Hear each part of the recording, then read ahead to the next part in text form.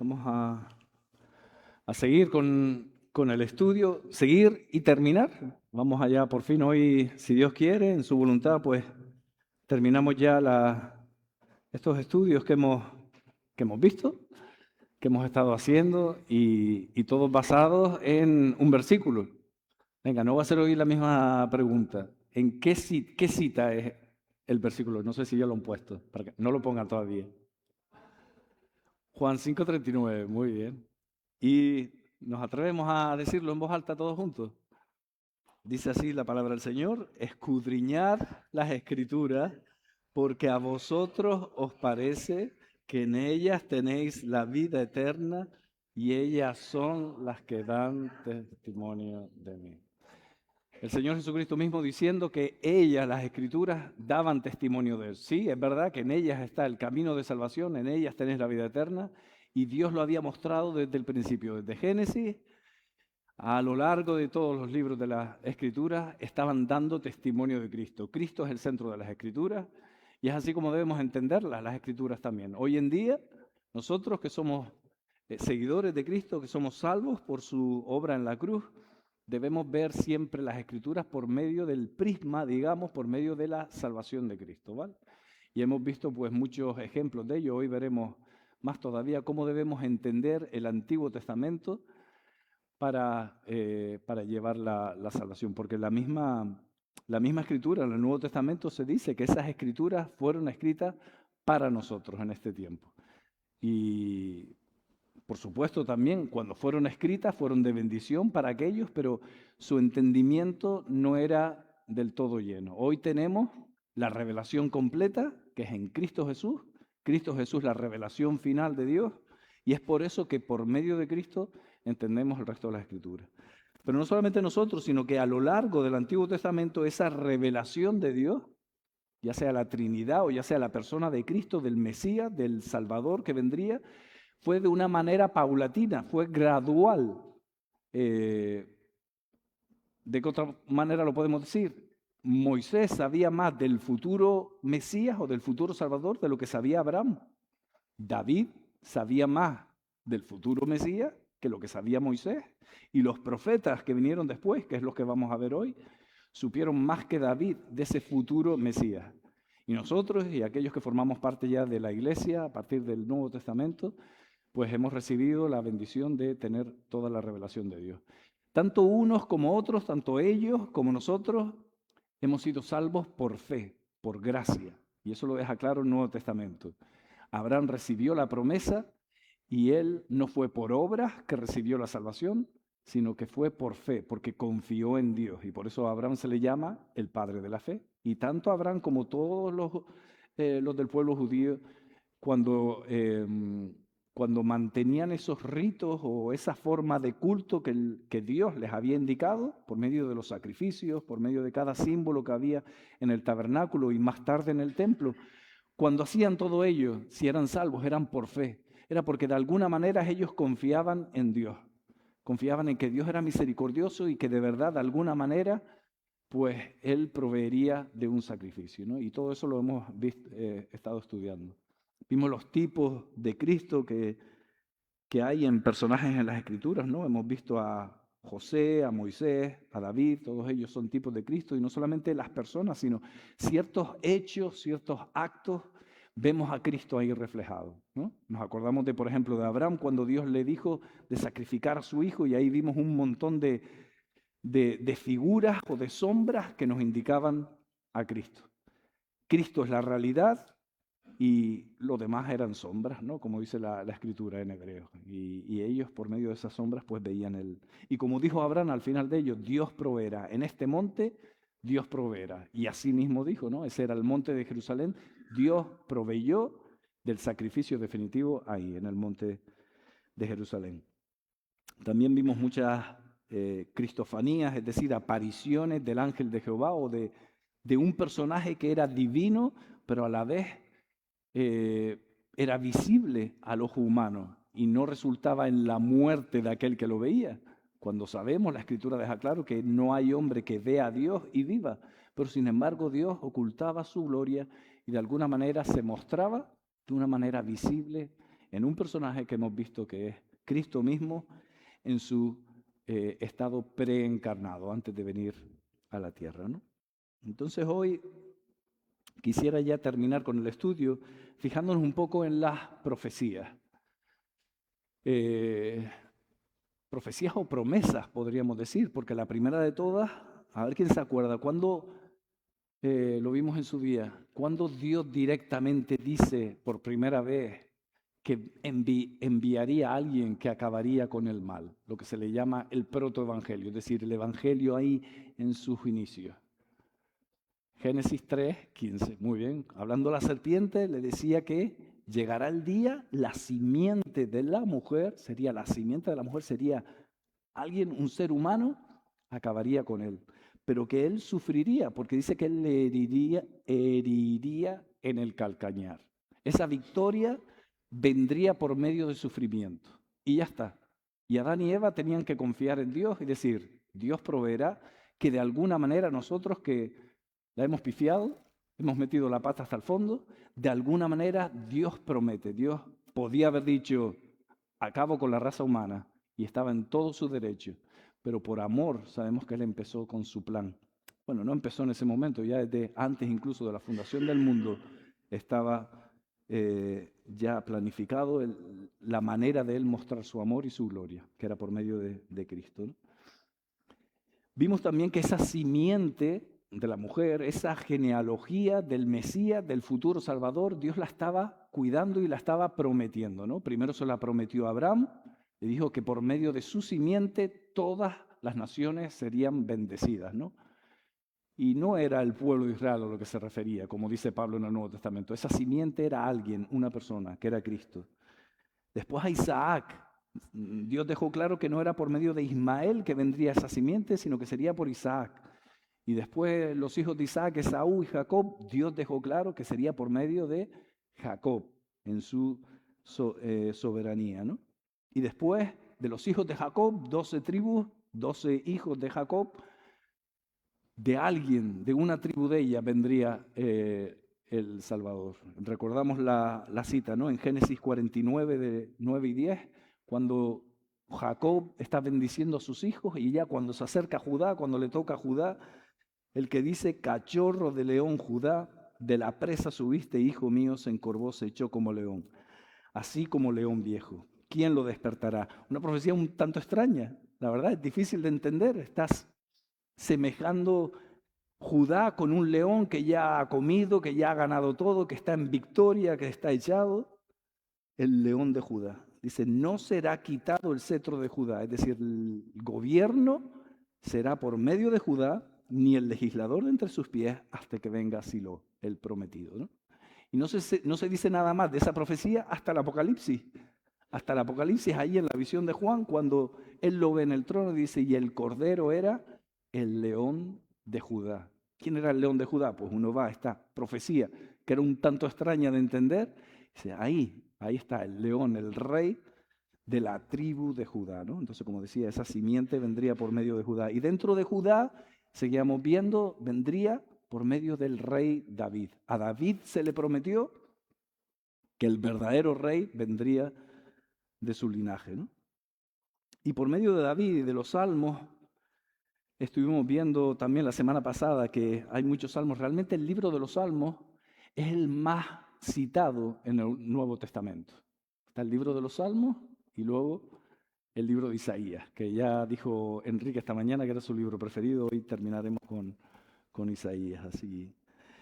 Y veíamos, ¿no?, como en el Salmo 2, pues se hablaba de que todos los reyes se levantarían contra el ungido del Señor, el elegido del Señor, y todos irían contra él. Y decía en el Salmo 2, honrad al Hijo. También vimos como en el Salmo 22, David hablando de sí mismo, pero dando detalles de la crucifixión de Cristo.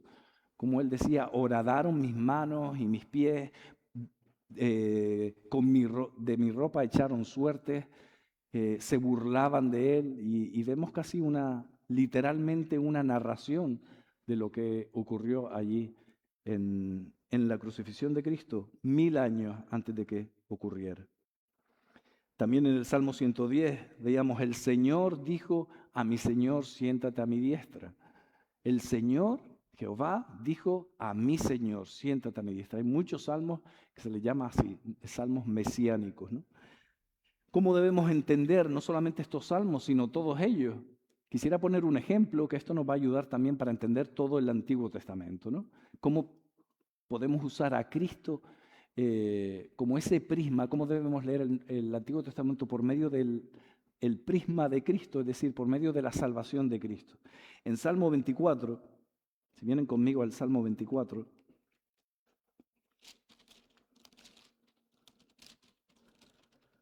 hay unos versículos que nos pueden dejar desesperados y tristes y sin esperanza, pero no es así porque en Cristo hay esperanza. Dice así el Salmo 24, versículos 3 y 4. ¿Quién subirá al monte de Jehová? ¿Y quién estará en su lugar santo? Es decir, ¿quién se puede acercar a Dios? El Salmo dice, el limpio de manos y puro de corazón, el que no ha elevado su alma a cosas vanas ni jurado con engaño. Solamente esa persona puede llegar al mismo trono de Jehová. Ahora, ¿quién puede levantar la mano esta mañana y decir que es limpio de manos, puro de corazón, que no ha elevado su alma a cosas vanas, que no ha jurado con engaño, que nunca haya mentido? A ver, ¿quién levanta la mano? ¿Quién se atreve? Pero eso nos deja desesperados, ¿no? Ahí dice claramente quién es el único que puede acercarse a Dios. Alguien perfecto, alguien que no haya pecado. Jesús, claro que sí. Jesús es el único que llevó una vida perfecta. ¿Y eso cómo nos deja a nosotros? Pues todos aquellos que estamos en Cristo, que hemos sido cubiertos por la sangre de Cristo, hemos sido cubiertos también por su justicia. Y Dios nos ve por medio de Cristo. Su vida santa, su vida sin pecado, es lo que nos ve, es como nos ve Dios a nosotros, el Padre a nosotros.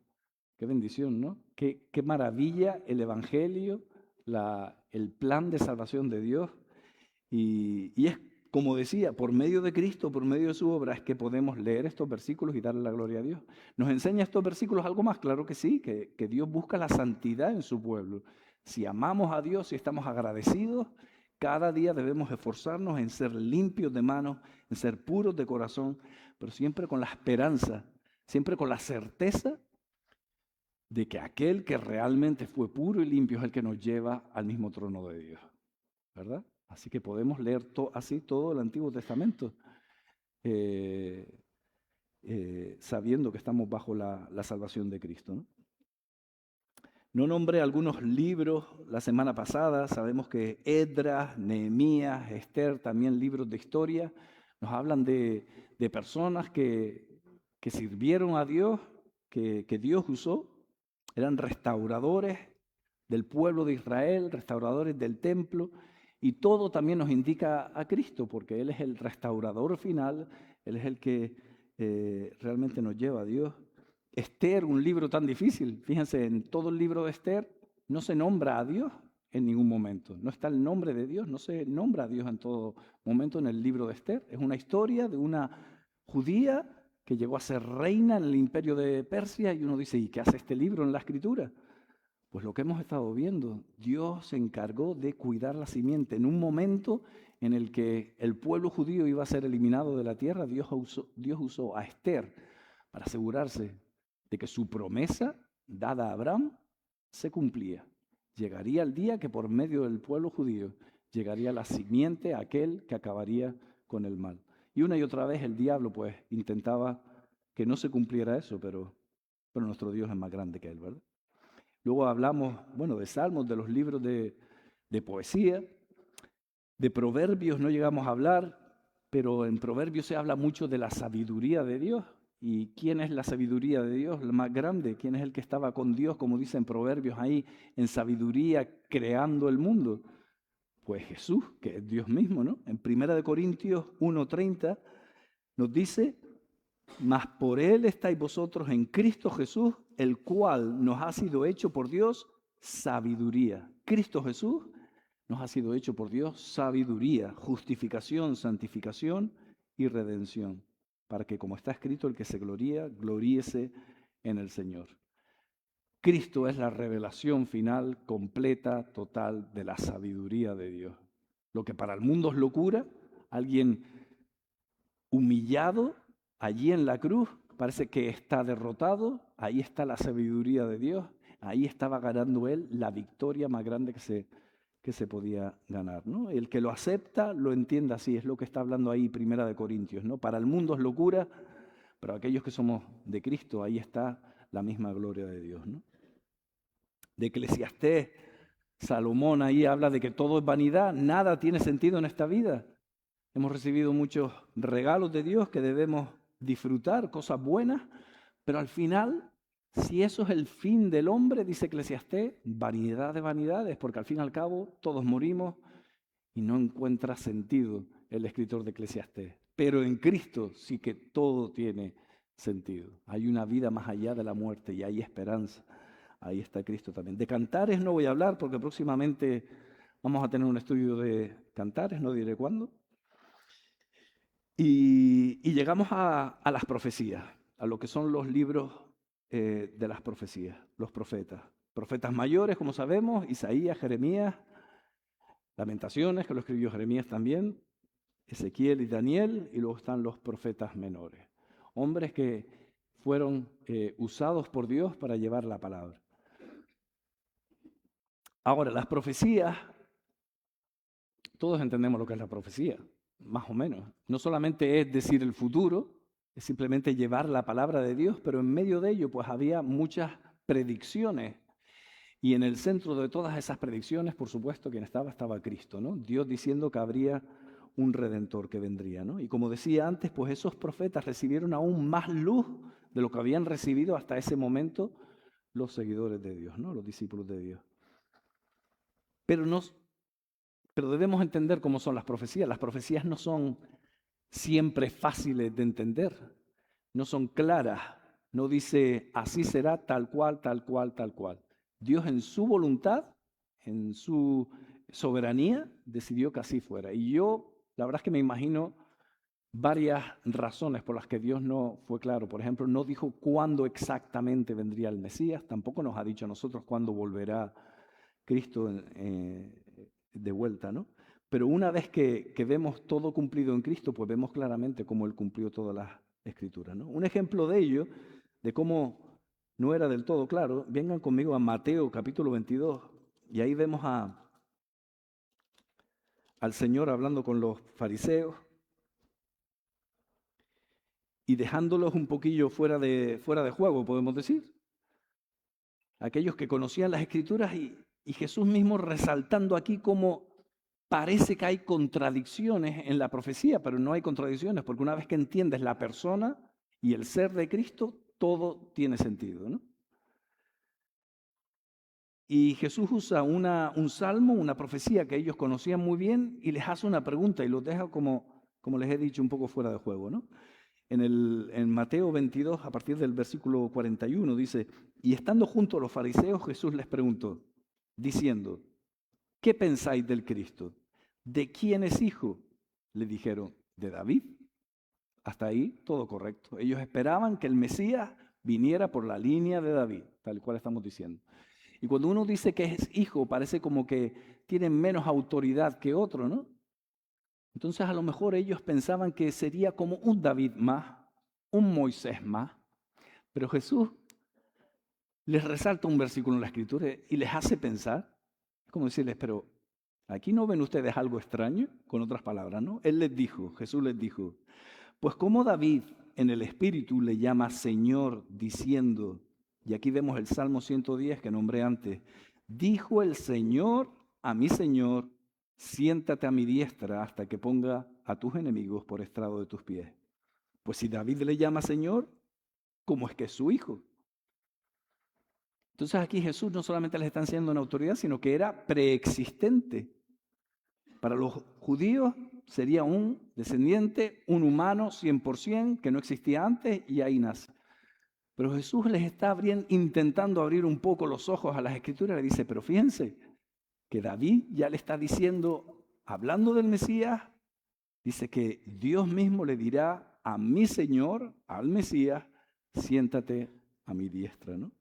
Y como dejó a los fariseos, y nadie le podía responder palabra, ni osó alguno desde aquel día preguntarle más. Como decía, las escrituras, las profecías están llenas con cosas que parecen contradicciones, pero que no lo son una vez entendemos la persona de Cristo. Y vamos a ver unos cuantos ejemplos de ello. Y lo vamos a ver en un solo libro, en una de las profecías, en un libro profético, el libro de Zacarías. Vengan conmigo al libro de Zacarías, porque parece que dentro de un mismo libro, pues como que si hubiera contradicciones entre esa revelación del Mesías, del Salvador que vendría, ¿no? Vamos a Zacarías 9:9 y ahí hay una profecía que muchos conocemos, ¿no? Dice, alégrate mucho, hija de Sión, da voces de júbilo, hija de Jerusalén. He aquí tu rey vendrá a ti, justo y salvador, humilde y cabalgando sobre un asno, sobre un pollino, hijo de asna. Sobra decir que los judíos esperaban un victorioso, peleador, guerrero, y este versículo parece que choca con lo que las expectaciones de ellos eran, ¿no? Ese rey, ¿cómo vendría? ¿De qué manera? Humilde. Dice que vendría cabalgando no sobre un caballo potente de la realeza, sino un pollino hijo de asna. No parece que concuerda con lo que vemos ahora en Zacarías. Seguimos mirando. Zacarías 12, pasamos la página, versículos 8 en adelante. Dice, en aquel día Jehová defenderá al morador de Jerusalén, el que entre ellos fuere débil, en aquel tiempo será como David, y la casa de David como Dios, como el ángel de Jehová delante de ellos. Y en aquel día yo procuraré destruir a todas las naciones que vinieren contra Jerusalén. Ahí está hablando del día en el que el Mesías triunfaría sobre los enemigos de Israel. Y dice ahora el 10, y derramaré sobre la casa de David y sobre los moradores de Jerusalén espíritu de gracia y de oración, y mirarán a mí. ¿Quién está hablando? Desde el versículo 8. En aquel día dice Jehová, exacto. Dice, y mirarán a mí, Dios mismo hablando, sobre la casa y sobre los moradores, y llorar, y mirarán a mí a quien traspasaron. ¿Cómo es posible en la mente de un judío pensar ellos traspasar a Dios mismo? Y llorarán como se llora por hijo unigénito, afligiéndose por él como quien se aflige por el primogénito. Aquí vemos ahora sí al Mesías victorioso, pero a la vez es alguien a quien ellos habían traspasado. Y el Nuevo Testamento, Juan nos aclara, ¿no? Cuando esa lanza traspasó el costado de Jesús, Jesús es Dios mismo y le traspasaron, y en el futuro, cuando el pueblo de Israel acepta a Jesús por fin como su Mesías, dice que llorarán por él, se darán cuenta que aquel al que llevan siglos y siglos negando, se darán cuenta que era él al que tenían que haber estado esperando todo este tiempo, ¿no? Seguimos en Zacarías. En el capítulo 11 se nos habla de que él sería vendido por 30 piezas de plata. Y vamos rápido porque de tiempo. Y ya por último en el capítulo 14, una vez más, el día glorioso de Jehová, dice los primeros versículos, he aquí el día del Señor viene y en medio de ti serán repartidos tus despojos, porque yo reuniré a todas las naciones para combatir contra Jerusalén. Aquí está hablando de la batalla de Armagedón. La batalla final, cuando vengan todos contra el pueblo judío a destruirlo, en ese momento ya nosotros habremos sido arrebatados después de los 7 años de tribulación. Todas las naciones vienen contra Jerusalén, dice, y la ciudad será tomada y serán saqueadas las casas y violadas las mujeres, y la mitad de la ciudad irá en cautiverio, mas el resto del pueblo no será cortado de la ciudad.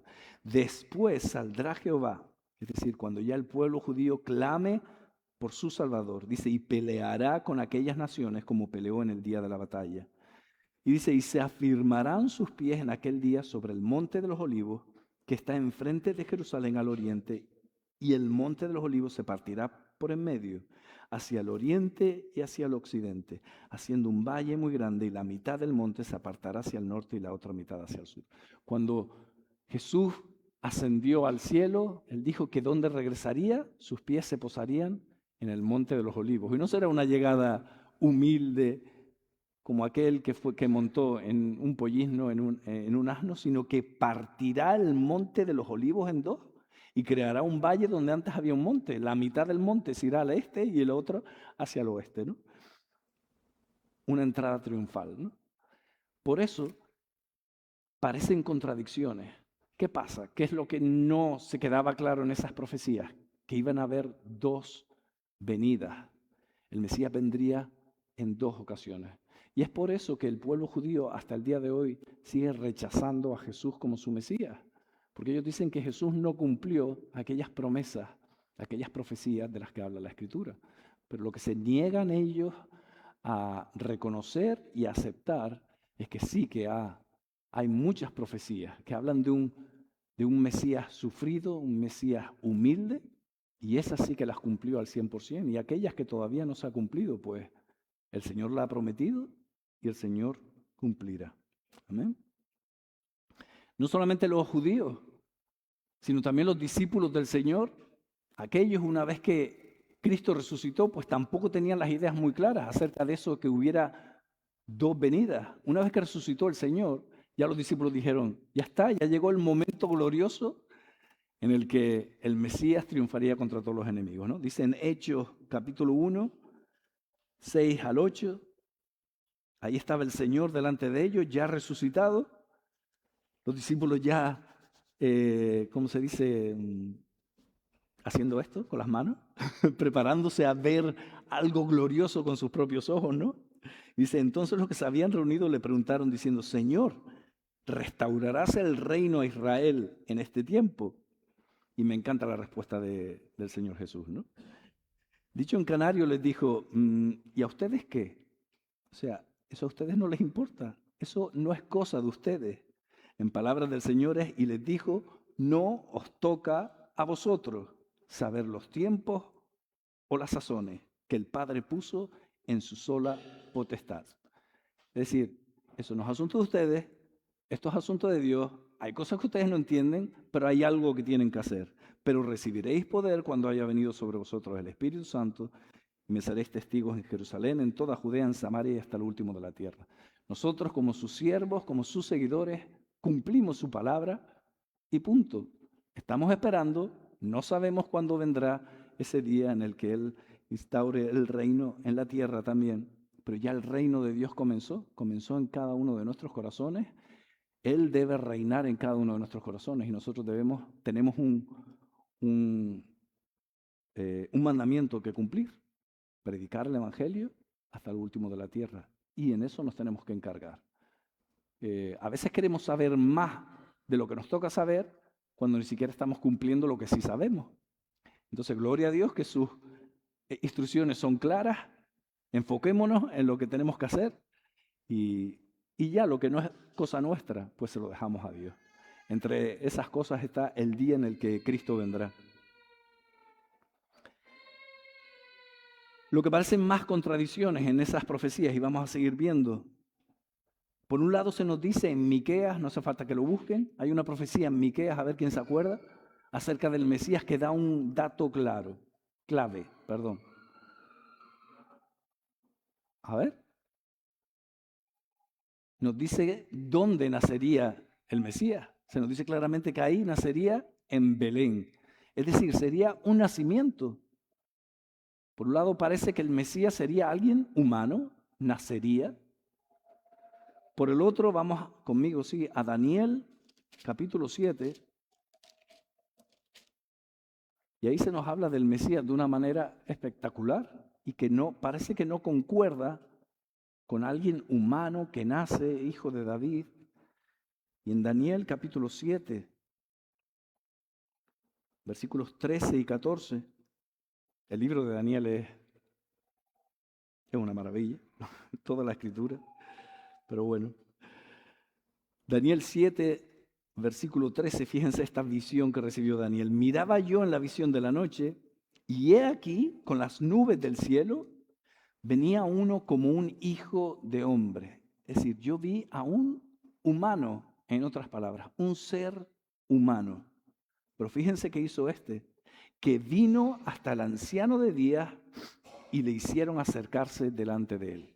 Y le fue dado dominio, gloria y reino para que todos los pueblos, naciones y lenguas le sirvieran.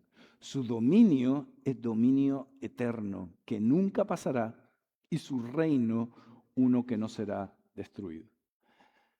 Es un ser humano, Daniel simplemente se ciñe a lo que vio y lo escribió, y estoy seguro que su mente hizo boom.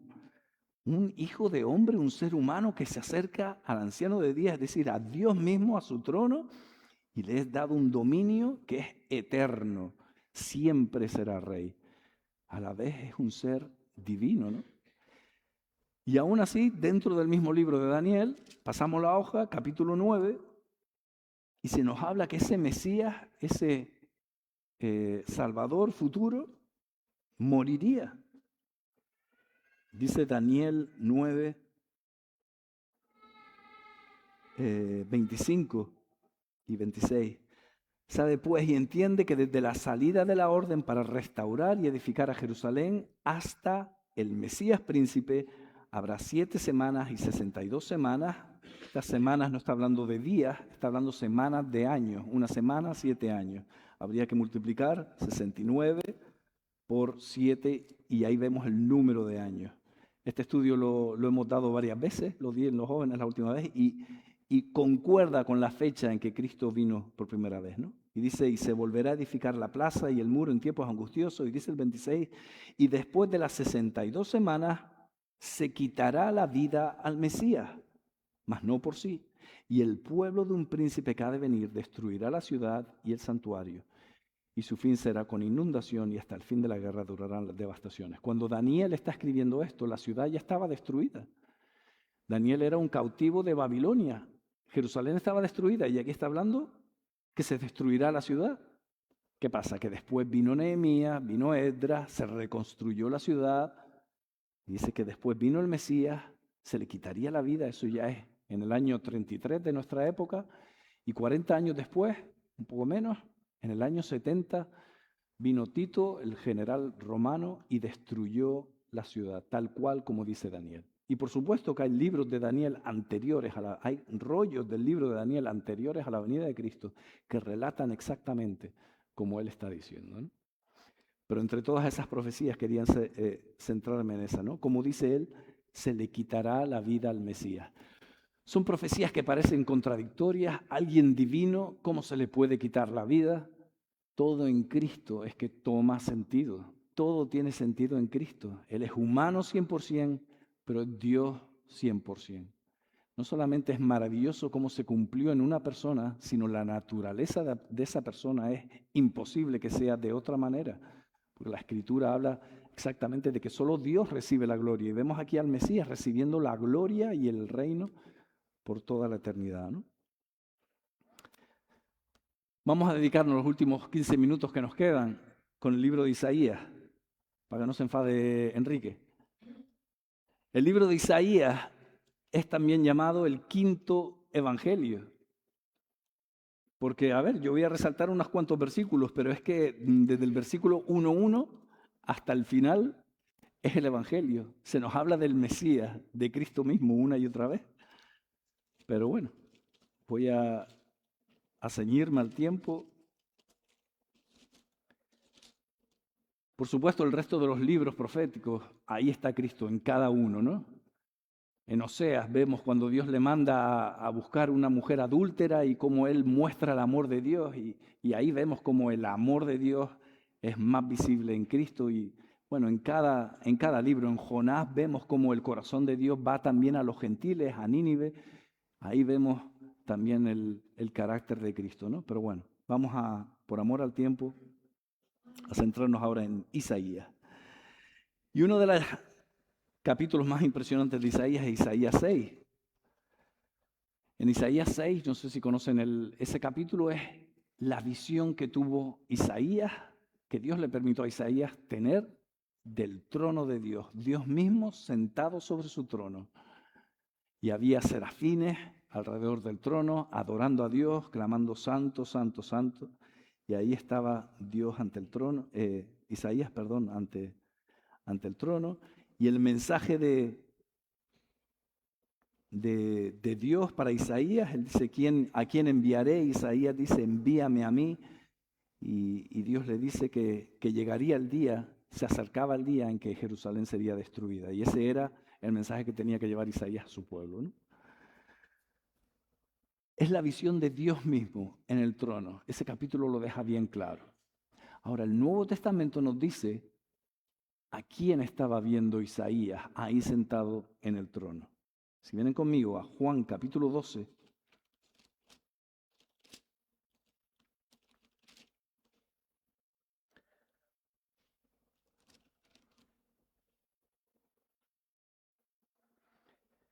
El Evangelio según San Juan, capítulo 12. Y aquí está el discípulo, el apóstol Juan, hablando de la gran oposición que encontraba Jesús entre su propio pueblo, ¿no? Y a partir del versículo 37 dice, pero a pesar de que había hecho tantas señales delante de ellos, no creían en él, para que se cumpliese la palabra del profeta Isaías que dijo, Señor, ¿quién ha creído nuestro anuncio? ¿Y a quién se ha revelado el brazo del Señor? Por esto no podían creer. Pero fíjense el versículo 39, porque también dijo Isaías, cegó los ojos de ellos y endureció su corazón para que no vean con los ojos y entiendan con el corazón y se conviertan y yo los sane. Estas palabras son exactamente las que dijo Dios mismo en su trono en esa visión ante Isaías. Y fíjense lo que añade Juan. Isaías dijo esto cuando vio su gloria. ¿Y de quién está hablando aquí el Evangelio de Juan? Cuando vio su gloria, ¿la de quién? Está hablando de Jesús. Isaías vio a Jesús sentado en el trono y lo que vio fue la gloria de Jesús ahí sentado. Dice, y habló acerca de él. ¿De quién? De Jesús. Por supuesto, ese Mesías era Dios mismo. Y creo que este es uno de los versículos más impresionantes, más claros acerca de la divinidad de Cristo, ¿no?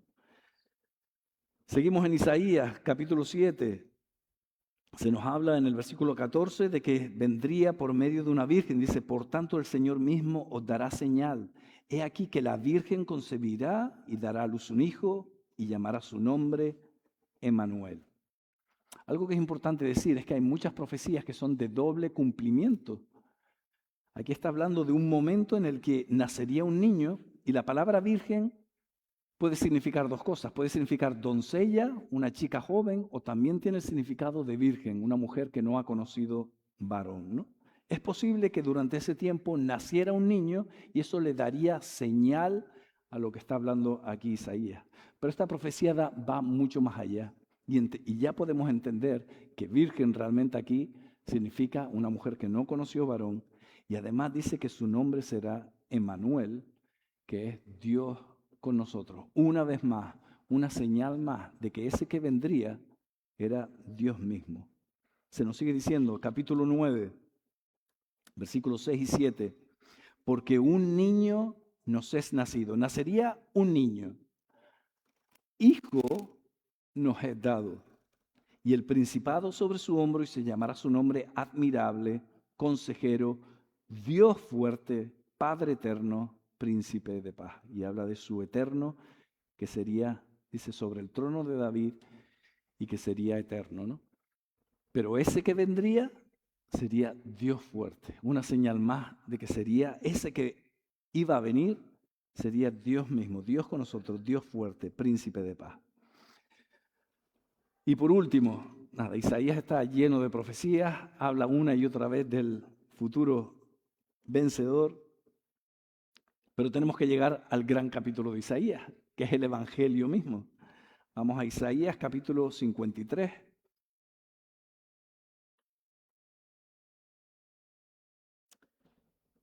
Y aquí en estos capítulos se nos habla del siervo del Señor. Se les llama como los cánticos del siervo. Ahora, como dije antes, las profecías no son fáciles de entender a veces. Por ejemplo, si vamos a Isaías 49, un par de páginas anteriores, en el versículo 13 nos dice que, y me dijo, mi siervo eres, oh Israel, porque en ti me gloriaré.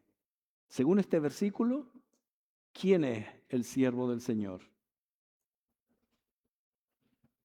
Repito, Isaías 49:3. Mi siervo eres, oh Israel, porque en ti me gloriaré. Creo que está claro. Israel, la nación de Israel, es de quien está hablando aquí, como el siervo de Dios. Sin embargo, la profecía cambia un poco en el 53 y ahora veremos que es imposible que en este caso se refiera a Israel. Entonces, ¿por qué esta no contradicción, sino a quién se refiere?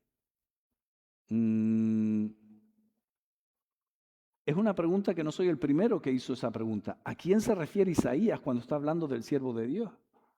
¿A ustedes les suena a alguien más que haya hecho esa pregunta? ¿A quién se está refiriendo Isaías? Porque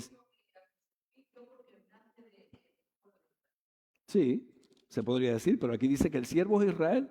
Si vamos a Isaías 53, ese siervo dice, en el versículo 9, nunca hizo maldad, ni hubo engaño en su boca. ¿Alguna vez el pueblo de Israel en las Escrituras ha sido de esta manera, sin maldad y sin engaño en su boca? Para nada. Entonces aquí estamos viendo que no se está refiriendo a Israel. Y además dice que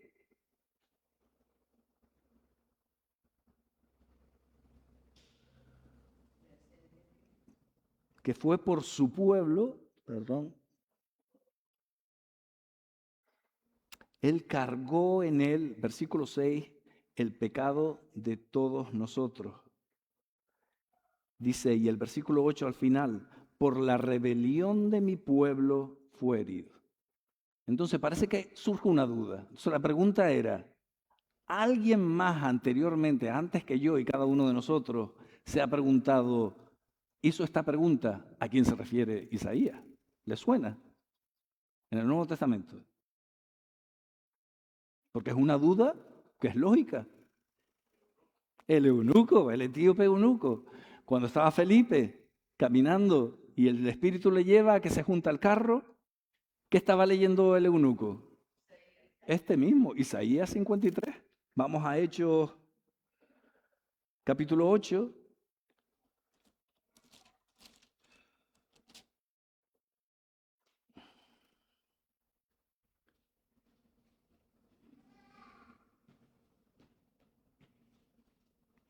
Vamos a leer desde el 30, yo dije desde el 31, perdón, vamos a hacer un versículo antes. Gracias, Leonardo. Dice, acudiendo Felipe, le oyó al eunuco, al que estaba ahí dentro del carro, que leía al profeta Isaías y dijo, ¿pero entiendes lo que lees? Él dijo, ¿y cómo podré si alguno no me enseñare? Y rogó a Felipe que subiese y se sentara con él. Ahora vemos el pasaje de la Escritura, qué parte de Isaías estaba leyendo. El pasaje de la Escritura que leía era este. Como oveja a la muerte fue llevado y como cordero mudo delante del que lo trasquila, así no abrió su boca. En su humillación no se le hizo justicia, mas su generación, ¿quién la contará? Porque fue quitada de la tierra de la vida. Ese es Isaías 53, versículos 7 y 8. Ahora vemos que algunas palabras son un poco diferentes porque esto es una traducción del griego e Isaías es una traducción del hebreo. Entonces dice lo mismo pero con otras palabras porque las traducciones siempre son diferentes dependiendo del idioma que sea, ¿no? Pero está claro, el eunuco estaba leyendo Isaías 53. ¿Y cuál fue la pregunta? Respondiendo el eunuco dijo a Felipe, te ruego que me digas, ¿de quién dice el profeta esto? ¿De sí mismo o de algún otro? Entonces nosotros no estábamos haciendo esa pregunta. ¿De quién está hablando aquí el profeta? ¿De él? ¿De otro? Y escucharás a muchos judíos que hoy en día se niegan a leer este capítulo y dicen, no, aquí se refiere a Israel, aquí se refiere a Isaías mismo, pero en ningún momento vemos que el pueblo de Israel fue sin maldad, que nunca hubo engaño en su boca, ni Isaías mismo, él por supuesto que no era un hombre sin pecado. Tanto es así que se niegan a leer hoy en día este capítulo en las sinagogas. En las sinagogas no se lee Isaías 53. Y hay muchos vídeos en YouTube, lo pueden buscar, hay ministerios que trabajan con los judíos hoy en día y van por la calle y leen este capítulo, versículos de este capítulo, y la gente dice, y le preguntan, ¿y de dónde crees que es este capítulo? Y todos dicen, bueno, del Nuevo Testamento, porque está claro que está hablando de Jesús. Y después le dicen, no, es de sus escrituras, del Antiguo Testamento. Está hablando de Cristo, del futuro Mesías, en Isaías. Y sobra decir que se han encontrado, por supuesto, rollos del libro de Isaías con este capítulo también. ¿Qué es lo maravilloso de este capítulo? Y con esto terminamos. Aquí se nos explica claramente el Evangelio. El hecho de que un hombre inocente iba a pagar por los pecados de la humanidad. No es algo nuevo, es algo que estaba un poco oculto en las figuras que hemos visto hasta ahora. Por ejemplo, en el tabernáculo, en los sacrificios, los pecados iban a ser pagados por alguien que no era el pecador. Pero de una manera tan clara no la hay en ninguna parte de la Escritura. Y no tenemos tiempo, pero les invito a leer en casa Isaías, ya empezando desde el versículo 13 del capítulo 52 y todo el capítulo 53. Ahí está escrito el Evangelio 100%. Es más, no es necesario ir al Nuevo Testamento para hablar de la obra de Cristo, para entender la obra de Cristo allí en la cruz. Se nos habla de cómo aquel que vendría sería desechado, sería despreciado. Y hablando en primera persona, Isaías dice, y nosotros le tuvimos por azotado, por herido de Dios, nosotros ocultamos de él el rostro, hablando del pueblo judío. Aquel que vendría sería rechazado y despreciado por el pueblo judío. Pero encima además es que era él el que llevó nuestras enfermedades, llevó nuestros dolores. Y el castigo de nuestra paz lo sufrió él. El herido fue por nuestras rebeliones. El castigo de nuestra paz, por su llaga fuimos nosotros curados. Nosotros nos descarriamos como ovejas, todos nosotros somos los pecadores, versículo 6. Pero el Señor, fíjense, esa frase es revolucionaria. En el versículo 6, mas Jehová cargó en él el pecado de todos nosotros. ¿Cómo pueden decir que ese es Isaías o que ese es el pueblo de Israel? Para nada. Ahí está el Evangelio 100% y ese que vendría cargaría con el pecado de toda la humanidad. Angustiado y afligido no abrió su boca. Como cordero fue llevado al matadero y como oveja delante de sus trasquiladores enmudeció y no abrió su boca. Así fue el Señor. No habló delante, se entregó, era voluntario. Por cárcel y por juicio fue quitado. ¿Quién la contará? Se dispuso con los impíos en su sepultura, mas con los ricos fue en su muerte. Él fue enterrado en una tumba de ricos. Nunca hizo maldad, nunca hubo engaño en su boca. Y aquí está hablando de su muerte. Se dispuso con los impíos su sepultura. Él murió.